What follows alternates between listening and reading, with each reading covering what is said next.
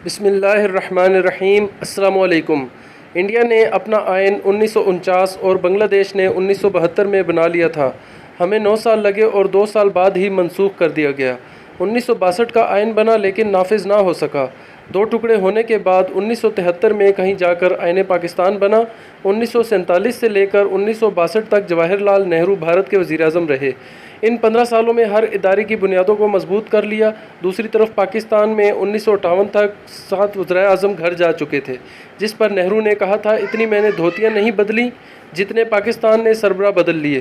बांग्लादेश में 1971 से 1990 तक 9 वज़ीर-ए-आज़म आजमाए गए, लेकिन फिर 2 औरतों ने मुल्क को इस्तेहकाम देने की ठानी। खालिदा ज़िया ने पहली बार 1991 से 96 तक आइनी मुद्दत मुकम्मल की। इसके बाद हसीना वाजिद ने 5 साल मुकम्मल किए और खालिदा ज़िया दूसरी मरतबा आईं, जिन्होंने 5 साल मुकम्मल किए। 2008 में हसीना वाजिद आईं, जो 2018 में मुसलसल तीसरी मरतबा वज़ीर-ए-आज़म मुंतखब हुईं। 2022 में 15 साल हो जाएंगे। इस सियासी इस्तेहकाम ने बांग्लादेश की बरामदात को $52 अरब तक पहुँचा दिया है। भारत में नेहरू के बाद उनकी बेटी इंदिरा गांधी ने 15 साल और उनके बेटे राजीव गांधी ने 5 साल हुकूमत की।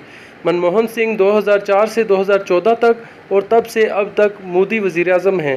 भारत गुज़िश्ता बरस दुनिया की ताकतवर मईशतों में बरतानिया को पीछे छोड़ते हुए 5वें नंबर पर आ गया है। सिर्फ इंफॉर्मेशन टेक्नोलॉजी की बरामदात $150 अरब से ज़ायद हैं। अमरीकी खिलाई इदारे नासा में हर 8वां वर्कर भारतीय है। 90 की दहाई में पाकिस्तान को 2 नए सियासतदान मिले तो उम्मीद जागी कि ये मुल्क को आगे लेकर जाएंगे, लेकिन 1999 तक ये दोनों एक दूसरे को 2 मरतबा गिराकर सीनों पर गुरूर के मेडल सजा चुके थे।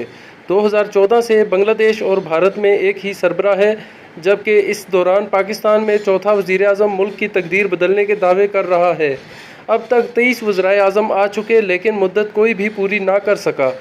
75 सालों में से आमरीत के 33 साल निकाल दिए जाएँ तो बाकी 42 साल 23 सरबराहों के हिस्से औसतन 1 साल और 8 महीने आए। नतीजतन डिफ़ॉल्ट होने के हैं। नरेंद्र मोदी भारत के 15वें वज़ीर-ए-आज़म हैं। हर सरबराह को औसतन 5 साल मिले, जिससे साफ ज़ाहिर होता है कि वहाँ जमहूरियत किस कदर मजबूत है। हसीना वाजिद मुल्क की 51 साला तारीख़ में 13वीं वज़ीर-ए-आज़म हैं। औसतन हर सरबराह के हिस्से 4 साल आए। बतौर मुसलमान हमें दूसरों की तरक्की से हरगिज़ हसद नहीं, लेकिन पाकिस्तानी होने के नाते अफसोस ज़रूर है कि तबाही के दहाने पर खड़े हैं, लेकिन फिर भी सबक सीखने की बजाय एक दूसरे को नीचा दिखाने की कोशिश में लगे हैं। वीडियो के आखिर में अल्लाह ताला से दुआ करता हूँ कि बतौर कौम हम सब पाकिस्तानियों को हिदायत अता फ़रमाए और हमें ऐसा लीडर अता करे जो हज़रत उमर रज़ी अल्लाह ताला अन्हो के नक्शे कदम पर चले। आमीन सुम आमीन।